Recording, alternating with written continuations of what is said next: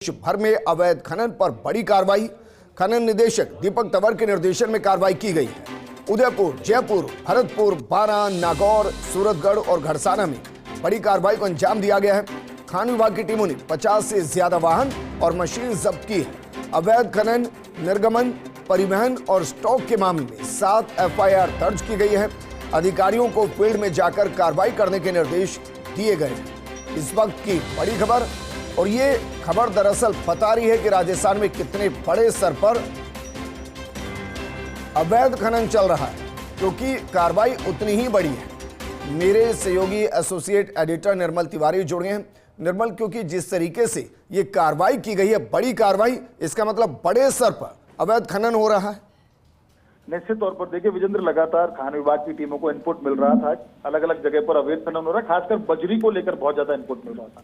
क्योंकि अगर हम भीलवाड़ा के बडलिया की बात करें, नागौर की बात करें, तमाम दूसरी जगह वहां भी बजरी का लगातार अवैध खनन, स्टॉक, निर्गमन की बात चल रही थी सामने। उसके अलावा सैंडस्टोन की बात करते हैं या मैसनरी स्टोन की बात करें, अलग अलग जगह पर स्टॉक्स अलग अलग तरीके से जमा लिए थे, अलग अलग तरीके से मशीनों का उपयोग किया जा रहा था ताकि वहां पर अवैध खनन किया जा सके, उसका परिवहन किया जा रहा था। तो लगातार इनपुट मिलने के बाद जो दीपक तंवर खान विभाग के जो निदेशक हैं, उन्होंने टीमें गठित करी। PR आमेटा जो एडिशनल डायरेक्टर विजिलेंस हैं, उनको इसके निर्देश दिए गए। साथ ही साथ महेश माथुर जो मुख्यालय में जो समय अतिरिक्त निदेशक मुख्यालय हैं, उनके अनुभव का भी लाभ उठाया गया और इसमें कोशिश ये की गई कि जो इनपुट मिला उसमें अलग अलग टीमें बनाई जाए और टीमों को एक दूसरी जगह पर भेजा गया ताकि किसी तरह की पार्शलिटी ना रहे। उसका नतीजा ये निकला विजेंद्र कि अगर हम उदयपुर, जयपुर, भरतपुर, बारां, नागौर, सूरतगढ़, घड़साना 50 से ज्यादा वाहन और मशीन जब्त होने का मतलब यह है कि वहां पर भारी पैमाने पर अवैध खनन चल रहा था और उसका लगातार जिस तरह से ताबड़तोड़ कार्रवाई की, वहां से जो खनन माफिया था वो वहां से भाग खड़ा हुआ। लेकिन ये बात निश्चित है क्योंकि वित्त वर्ष का अंतिम महीना भी है, मार्च को वित्त वर्ष का अंतिम महीना होता है,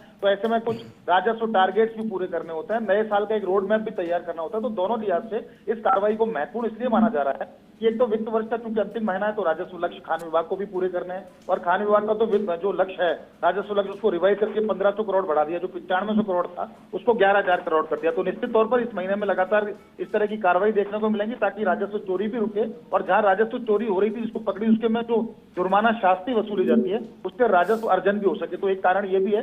दूसरा, क्योंकि अब नया वित्त वर्ष शुरू होना है 1 अप्रैल से, तो निश्चित तौर पर इस तरह की कार्रवाई से स्पष्ट संदेश देना चाहता है खान विभाग कि खान विभाग की आंख कान दोनों खुले हुए हैं, किसी तरह से अवैध खनन बर्दाश्त नहीं किया जाएगा। क्योंकि मुख्यमंत्री भजनलाल शर्मा वो जो है वही खान मंत्री भी है, तो लगातार इस तरह की कोशिश की जाती है कि कम से कम खान महकमे में जीरो टॉलरेंस जो सरकार की जो नीति है वो दिखेगी, भ्रष्टाचार किसी तरह का दिखेगा नहीं, अवैध खनन को किसी भी तरह से स्वीकार नहीं किया जाएगा। यही कारण है कि लगातार कार्रवाई की गई। अगर इसमें हम अलग अलग तरीके से कार्रवाई को देखें तो उदयपुर में जिस तरह से महेश माथुर से हमारी बात हुई, उन्होंने बताया कि सबसे बड़ी कार्रवाई उदयपुर में हुई। वहां पर अवैध परिवहन के 17 और अवैध खनिज भंडारण के जो प्रकरण है वो दर्ज किए गए, यानी 17 प्रकरण वहां पर दर्ज किए गए हैं। 849 टन से अधिक जो खनिज जब्त किया है। निश्चित तौर पर एक बड़ी कार्रवाई और 4,23,000 से ज्यादा की शास्ति भी लगाई है। ऐसे में जयपुर NS शक्तावत और उनकी पूरी टीम, अगर श्याम कापड़ी जो यहाँ के ME, उन्होंने जोरदार कार्रवाई की। जयपुर जिले में 11 प्रकरणों से 11 जो अवैध परिवहन के मामले थे, कुल 14 प्रकरण यहाँ पर जब्त किए, यहाँ पर तैयार किए गए, जिसमें 4 JCB जब्त की गई, 9 ट्रैक्टर, 9 डंपर जब्त किए हैं। कुल मिलाकर के विजेंद्र यही खान विभाग संदेश देना चाहता है कि खनन किसी भी तरह से वैध रूप से ही होना चाहिए, अवैध खनन होना चाहिए और अवैध खननों से राजस्व चोरी तो होती है, साथ ही साथ आम जन को भी नुकसान होता है। और जिस तरह के पिछले दिनों आपको पता है बहुत सारे प्रकरण हुए जब खान विभाग की टीमों पर हमला करने की कोशिश की गई। अभी कुछ दिनों पहले ही आपको पता है किशोर कुमार जो वन विभाग के रेंजर से अवैध खनन रोकने के ऊपर ट्रैक्टर ट्रॉली चढ़ा दी, उनकी मौत, हत्या कर दी गई। तो निश्चित तौर पर इस तरह के मामले किसी भी तरह से सहन नहीं किए जाएंगे, यही संदेश देने की कोशिश है। इस बड़ी कार्रवाई से निश्चित तौर पर राजस्व बढ़ेगा भी, राजस्व चोरी रुकेगी भी और एक नई नजीर भी पेश होगी। निर्मल जी, शुक्रिया तमाम जानकारी हमारे साथ साझा करने के लिए।